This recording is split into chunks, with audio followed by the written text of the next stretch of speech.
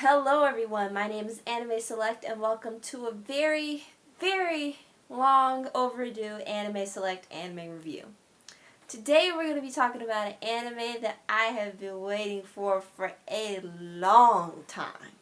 It's a reverse harem anime with magical god boys.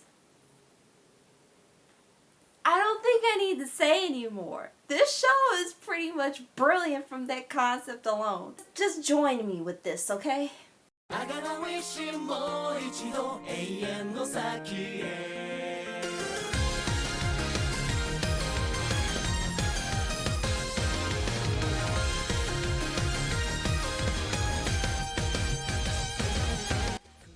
Now, this anime was originally a visual novel created by Nippon Ichi Software and Broccoli. Like, no kidding, that is the company's name, Broccoli.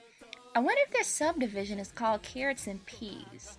Anyway, it was released on October 24th of 2013 for the PlayStation Portable. And soon after, an anime was in the works and debuted on April 2014. This game is classified as an otome game, aka a dating sim. And like most dating sims, the player takes the role of a main female character, Yui Kusanagi in this case, who can choose from a variety of male characters as her love interest. Sadly, because this is an anime, we don't get that wonderful free to choose option that you would get if you were playing the game. But then again, I guess we do have fanfiction to fill that void for us. So anyway, let's get ready to go back to school. This is KAMIGAMI no ASOBI. Our main character is high school senior Yui Kusanagi. After returning home to her family shrine one day after school, she goes to the back storehouse to fill out an errand, and while there comes across a glowing sword. She barely breathes on the thing before it transports her to some strange place. It seems to be in another dimension. I know I've heard that somewhere before.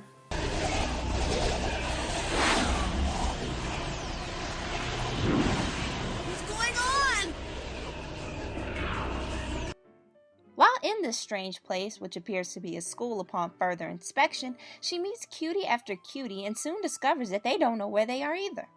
After exploring a bit more, she comes across Zeus.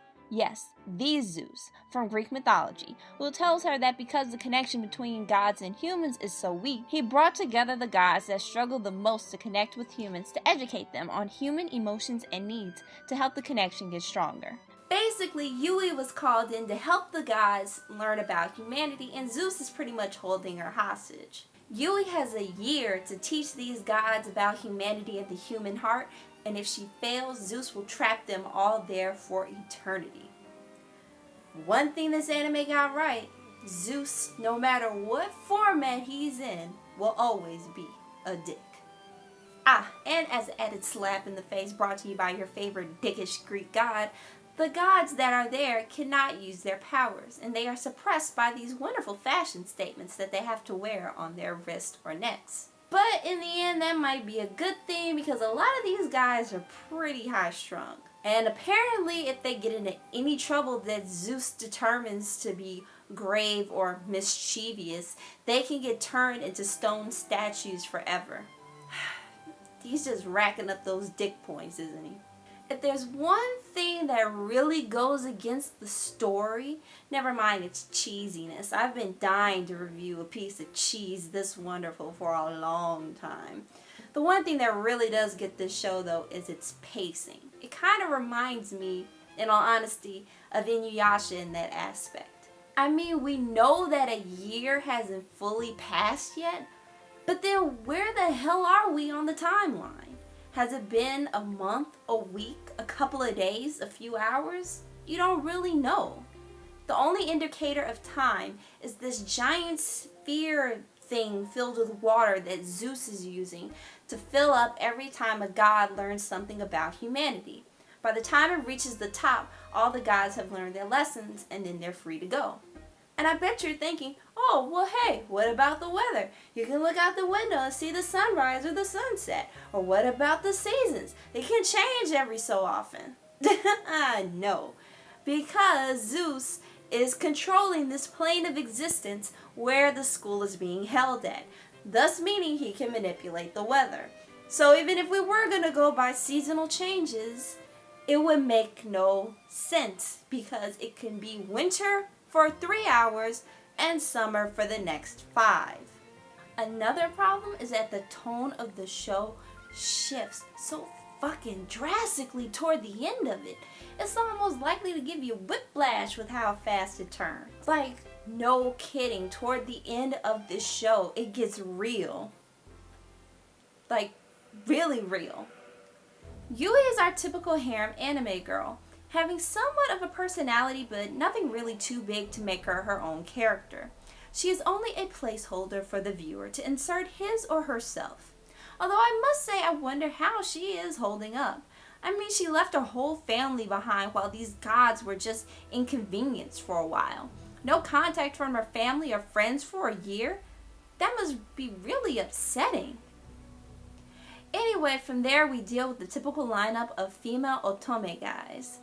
The emo loner, the misunderstood bad boy, the shy, quiet one, the clumsy, adorable one, the prince. No, not him. Not him either. There you go. The stoic type, and the trickster. I don't want to give away too much in terms of their personalities, as this anime does do a good job of switching it up a bit, making sure that even though we know these are the generic archetypes that are most likely to feature in a show like this, they do want to give each character their own twist. And I like that. The animation in this show is good, although you don't really get to see it used to its full potential till the end. You see a snippet of it at the start of the first episode, but that's it. And it's kind of disheartening because now that you see what the studio can do, it hurts to see them doing really still and boring movements. The soundtrack to the show, in my opinion, is your average fanfare for dramatic moments and fights and what would typically be in the background of a dating sim game. What is great though is the fact that the voice actors for the male characters of the show sing the opening and closing theme songs. And I normally don't bring up voice actors, but I have to because my baby boo is in this show. He is the one, the only. Ono Daisuke desu. I love that man. I'll probably watch anything if he's in it.